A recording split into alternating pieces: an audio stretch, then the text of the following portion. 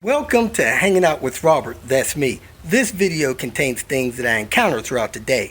If for some reason I complete a task and you would like to see the details, you can click on the link in the description area below. This video also contains tips and tricks that I learned throughout the years. I plan on leaving this video accessible for about 30 days. After that, you can view it through my Patreon account. Thank you very much for watching. What's happening, party people? Yes, I did it. I came up here to the Washington area, close to Seattle, and bought this yellow T-5R wagon. When I made and posted that video back a few weeks ago, telling y'all it was available and I wasn't going to buy it, I couldn't afford it. The very next day, I got the funds to be able to buy this car. So I contacted the guy, pulled the trigger between him and his daughter, and here it is. Man, it's rough. Now I gotta grab together and scrape together the funds to get this thing restored, because it might take a little while. Everybody say they love a car that is all original. Sad to say, this car is all original. Original shocks, original brake calipers. Some of the paint is not original. You see this front fender, how light that is? Probably original. You see this door and that door, how dark that is? Not original. This rear end area, likely original. Most of that roof, probably original. Back end, original. This part is not original. That front fender may have been, but back in here, some of this has been redone. And this here has clear coat on it. Some of this is not original. This has been removed and not put back on properly. So I'm gonna have to remove that, put that back on properly. But let's go ahead and do a walk around so you can see the challenges I have before me. That, you know, they're no big deal. They're just stuff that need to be tidied up to make this car look like new again. I'm gonna try to get it up to Queen Bee or better status. So the first thing you notice is the wheels. Let me tell you something. They look a lot worse when they're dry. It's been raining out here, as it does in the Seattle area, so they look better. You might have seen a picture of them dry yesterday. I got a corner light destroyed, headlight destroyed. Once these lenses get cracked, you've got to seal them or they're going to destroy the reflector behind them. You see how dim and gray that is behind there? When you come over to the other light, it's pretty bright and reflective. This is by no means a new light. Both of them are probably original, but the lens is not cracked on this one. The glass one has protected that reflective stuff in the back. I can see some dirt particles down in there, but this assembly, this headlight assembly, will reflect light onto the road. That one will not. Kind of rare for the 850, very common for the S&V 70. Another thing that's very common, and I'm surprised this one is not in worse shape, these lower bumper lips gets cracked. That's a crack right there that I'm going to fix somehow, or have fixed. And it looks in pretty decent shape other than that. So it hasn't been beat up a lot. Now I don't know if the fog lights work yet. I haven't checked it. But the bumper's in decent shape. Yeah, a couple scrapes here and there, which is common. Somebody rubbed against a wall or a pole there. Somebody scraped it here. But that part comes apart from the lower part, and that can be fixed. Now, somewhere along the road, somebody let this hood fly open. It either flew open while they were driving, they stopped it in time, or they opened it, didn't realize it was open, and opened a garage door or something on it, because both of these corners are damaged. They're not flat, level, straight. You see that wave in them? That corner and that one over there is damaged. And when you open up the hood, the hinge is damaged, and if you look in there, this hinge is rubbing against this fender. So that needs to be taken care of. Now the wiper blades, you know, common wear and tear on wiper blades. Got to replace that, especially you and me driving in the rain. Oh, we found something that's not original. this windshield. My guess is when this hood flew open, it busted the windshield, or they just got tired of an old windshield. Now, from my understanding, the original owners of this car was probably in their mid-50s when they bought it. They went to Sweden, picked out the build on it, which doesn't change much. They drove it around Europe for 30 days. Then it was imported, I believe, for free, and they had it brought here. So I imagine this may make those import numbers. Not 100% sure, but this car was actually purchased in Sweden, brought to the US. Thus, these corner marker lights. I think these are actually original. You can see they look old. They got a little water in them, maybe a crack or two in them. Those are original from the factory, European style. Hadn't been hacked in like most of them have. These wheels are Titans. I've gotten several questions about that in one day. These are the original wheels that came on the 850 T-5Rs. Some people didn't like the way they bent when hitting them northeastern potholes, probably all them New Jersey folks and Cincinnati folks. So a lot of people traded those in within a certain amount of time and replaced them with other kind of wheels. But these are the wheels that came by design on the T-5R. They're 17-inch Titans. And you can see this one's a little dry. But man, the outside of the car, it's got a wear and tear for a 26-year-old car. That could be expected.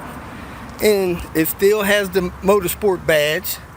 Those emblems can still be purchased. I will probably purchase new emblems. And I have fresh tail lights. And, not too bad. The exhaust tip is rotting away on that thing. So I'll probably find another one of those or replace the exhaust with something that sounds more sporty. Now, the trim here, normal wear and tear on that thing. The sunroof, I do not see any rust in the seal, so that's a good thing. The mirror, a little scraped up, but my plan for the exterior is to strip it down the best I can, hopefully find a good straight hood for it. Like I said, this corner has been up as well. And get this thing repainted with, whatever the body shop feels is the best thing to paint it with. That's the lion's share of the exterior. Let's go ahead and check the mileage and see what's going on with the mileage, because I think the cluster reads 91,000 and some change. I opened the hood and it did not pause at the standard opening angle. It went straight to tried to go to the full open angle, but it stopped. As you can see, this hinge here has a little bend in it. This thing is riding on there. Let's go ahead and see how much more it opens when it's actually released properly with these little latches here. So you bring the hood down a little bit, you flip these things down on both sides, and you let the hood open the rest of the way up. Whoa! That was scary. The other side didn't need opening, and that hood is opening 5 degrees further than it should be. So anyway, I'm glad that thing didn't fall back on the windshield. That would have been a mess. But I think this suspension is all original. Spring seats, stuff like that. Somebody has done the fix on the mass airflow sensor wiring. That will probably need to be replaced. This is a trickle charger that somebody wired into the car. It's in the way of the battery, so the battery's not properly installed. The battery slid over and there's no battery clip there. No big deal. The wiring harness for something under there is dislocated, probably that wiper there. So it's got a trickle charger built in. There's some kind of other ground wire there, maybe for this trickle charger. The coil wire has been disturbed, but these wires are original. So I need to find a fresh set of wires. Actually, I met Jonathan yesterday and he sold me a few parts to get on the road safely with this thing. Looks like that throttle cable may have been replaced at some time, not sure. That bushing there has definitely been replaced sometime. Those things just don't last 25 years. And let's go ahead and check the mileage on it. Now, somebody broke the ECU box, so it will not hold this tester box properly. But I'm gonna set it there, put the jump wire in, and let's check the mileage. But as you can see, the engine compartment is not in horrible shape, and the spring seats are still intact. This car, I understand, spent a lot of its life on, I think it's the San Juan Island off of Washington, a little bit north of Seattle. So most of its life it's probably been driven a maximum of 35 miles an hour, which is, man, to me not good, because you buy one of these cars that's been babied and not driven hard, and you start driving them hard, you'll burn a valve in a couple weeks because of the carbon buildup and stuff in there.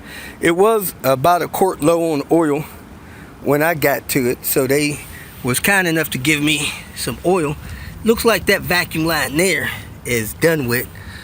Going over to, man, where's that going to? This valve here in the purge valve system. So I got a few lines need to be replaced. Man, that thing is flat, sucked closed. That thing is closed off. So I don't know if that's working. I do have a check engine light I'm going to check. That may have something to do with that.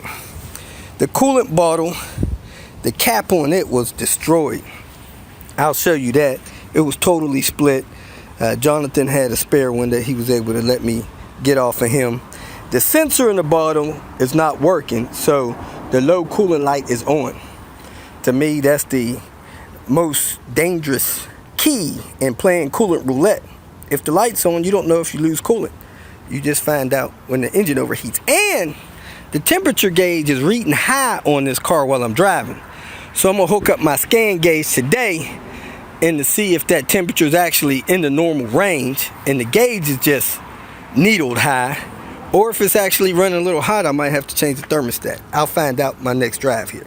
So the ECU box has been tampered with for some reason, but it still has the T-5R computer in it and the automatic transmission computer. I'm not sure why that is not locked in right, but we'll deal with that later. It's close. I think it's locked in, but this one wasn't. And somebody lost a tube off of there. No big deal, just little petty stuff. So this was not latching right because the box is bent. I'm not sure why the box is bent. Maybe somebody had it wedged in a improper position for a while. We'll see later on. Tried to get it latched back in, but it's close, not latching. But it is bent out. Gotta get this front in. Anyway, let me put this jump wire in, check mileage real quick. My door locking pin here is sitting low. Not sure why. It should be sitting up high like that. Maybe it's screwed down too far or something, but when it's locked, it goes all the way down flush. Not sure if somebody did that on purpose or not, but let me turn the ignition on. Looks like all the lights work in here, but the odometer is not counting, and I've driven about 51 miles so far since I bought the car. So let's check mileage, see what it actually has on it. It shouldn't have much more than what it has. I think the guy that delivered it to me thought it had about 119,000. So I got this hooked up. Let's punch it out, see if this gives us the mileage. 1, 2, 3, 4, 5. 1.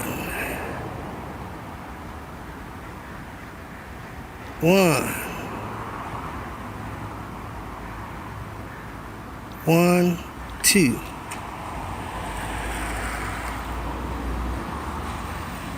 100,000.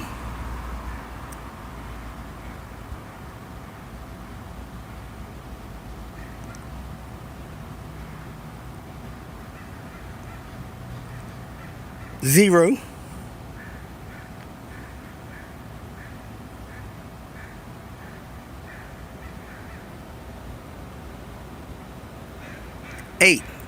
108,000.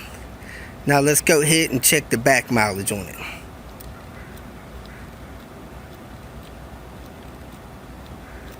Push it 5 times. 1 time. 1 time. And then 1 more time. Now it should blink us out the rest of the mileage.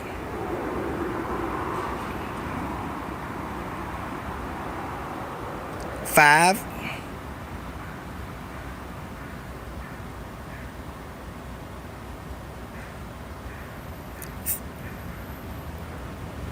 8.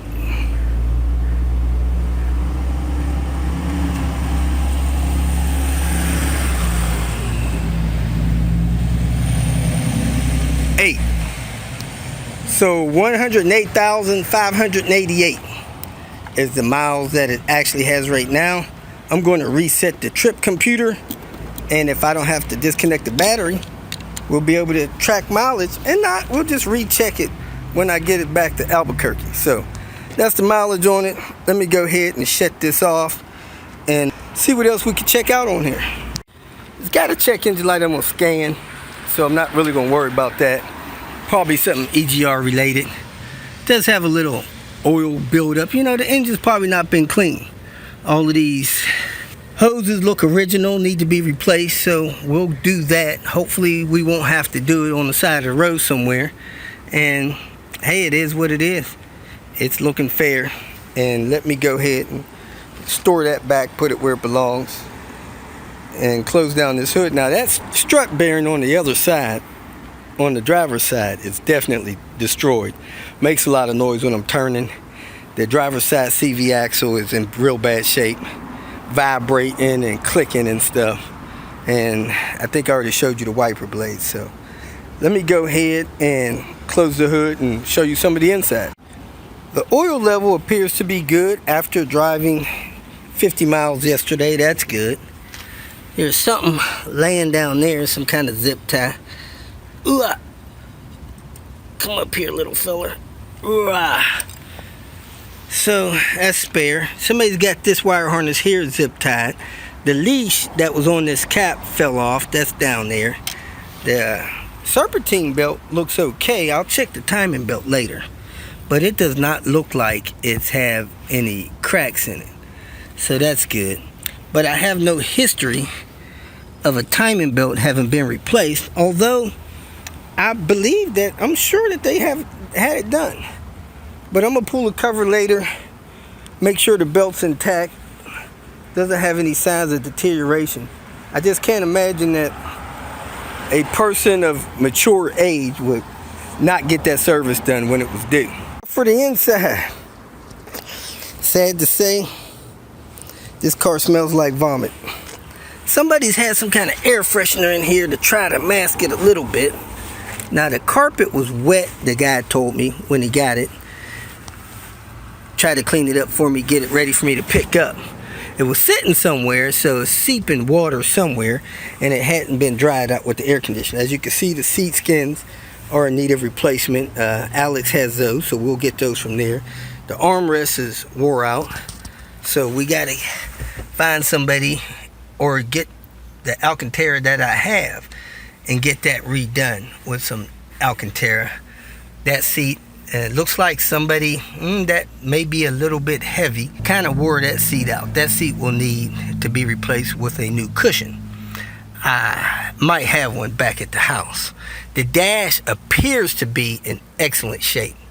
Really rare for these cars. This stuff here is starting to try to lift up and split, but it's still intact, so that's good.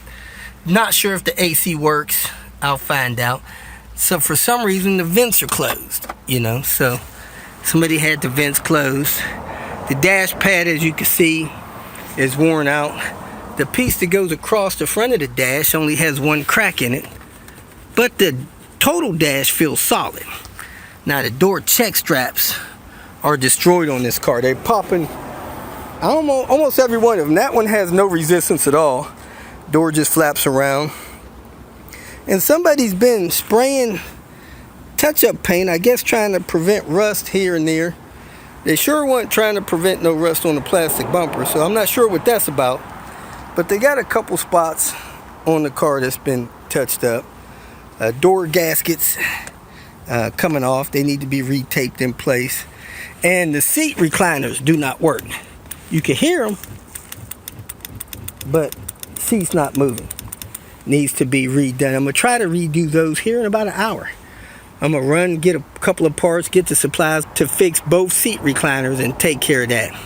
The steering wheel is proper with the Alcantara on the bottom, but that Alcantara is totally worn out and matted down. The door panels seem to be in decent shape. A couple scars from people closing the doors on the door panels. That's a common thing with these cars. And let's see what's going on in the back here. I did see the floor mats in the back. I'm not sure if all of them are proper, but oh, here's that cap that was on that radiator. Look how split that thing was. And I don't know how it was holding the coolant in there, but it was. It was tight enough on there to do that. See that movement in that thing from it being cracked? So you got to replace those things as soon as you can. Door pocket deal is busted there. That door panel is barely scarred. Little cap missing from there. Doors seem in pretty good shape. Had a hard time getting the net to reel back in, but it reeled back in. The back seats are in fair condition. Nothing spectacular. The headliner is sagging, needs to be replaced. That headrest back there looks a little cruddy, but the door lifts work in the back. This rear hatch door lift, that thing works. This is this T-5R yellow bumper that Jonathan was kind enough to sell me. Man, that is freaking incredible, finding one that's not destroyed. Now, we hope to have these in stock at Swedish Car Parts soon. But in the meantime, man, you grab any one that's in decent shape. This thing needs to have clips put in it so that could be in place. The tape is not proper. This thing is cracked, and it used to have a rear cargo cover that clipped in here. That's gone, and I didn't notice, but this panel here is busted. So I'll need to get another panel for here. And it's got the cargo mat. I really need to find a tow hitch for this thing, because I'm going to need to tow a trailer back from Albuquerque to Cincinnati. And I need to get some roof rails and put a roof rail on the top of this thing. This panel here seems to be in good shape, which is surprising. Those are normally busted up. But hey, they took decent care of that. Little bit of pet hair back here from something, but it's, you know, not bad shape back here. Couple little piece of trim. Of course, I think I showed you the tail lights totally deteriorated on this thing. I got a set of those at home, so I can't justify spending money for no more till I get the ones installed at home. But it's got the door rails, got some service records in here. The car was called Daisy. Nice name. Somebody was putting professional parts on there, which is not my preferred parts. Let's see if this floor is dry yet. This floor is relatively dry now. He said it was wet. He dried it up the best he could yesterday, the day before. So that's good. And seats can be cleaned up. We don't have rear seat skins, so you need to take care of these until rear seat skin come available. If these front seat skins sell good, we might end up with some rear ones. But that's pretty much it on the inside. The car has a constant low coolant light, and like I said, the temperature runs on the high side. So let me go ahead and scan it for codes and go from there.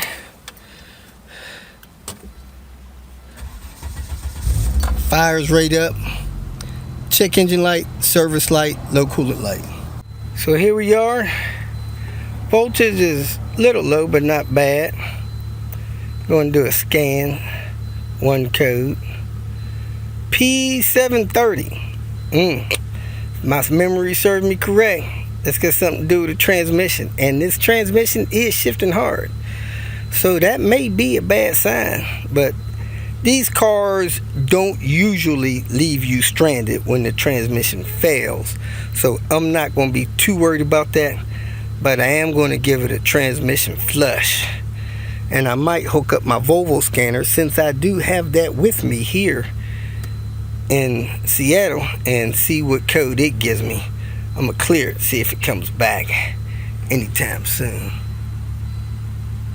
It says the code is clear, but it is clearly still up there. Scan again. Now I get 3 codes. Lovely. A 444, which is evac, which could be that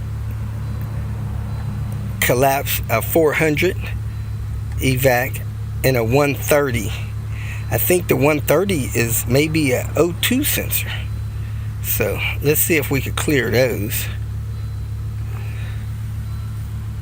Alright, we got those cleared and the lights out, so we'll see if they come back. Let me go ahead and get back to business. I'm gonna watch this temp as I drive to my destination. But that's where we're at. I have named this car Lemonade. Had a situation happen in the family a few weeks ago. Bad situation, not detrimental, but it's just kind of a bad situation. And me and my son-in-law was talking about it, and he's like, man, that's really rough. I said, hey, don't worry about it. When life gives you lemons, time to make some lemonade. Hard shifting, transmission code, and pond water. That stuff looks like oil instead of dang transmission fluid. So I'm dropping 3.5 quarts. Gonna put 3.5 quarts back in. Horrible. Not too much crud on the magnet. That's good. I remember Panther had a mound of felt material on that thing. And there we are, folks, all cleaned off. That's how it's supposed to look. If you feel that this information was useful, please like it and share it with your social media friends. You can subscribe to my channel so that you will get notifications of future videos that I post. You can follow me on Twitter, and if you need to contact me directly, please visit my website. And if you have any questions, leave them below, and someone or myself will reply to them. Again, thank you very much for watching.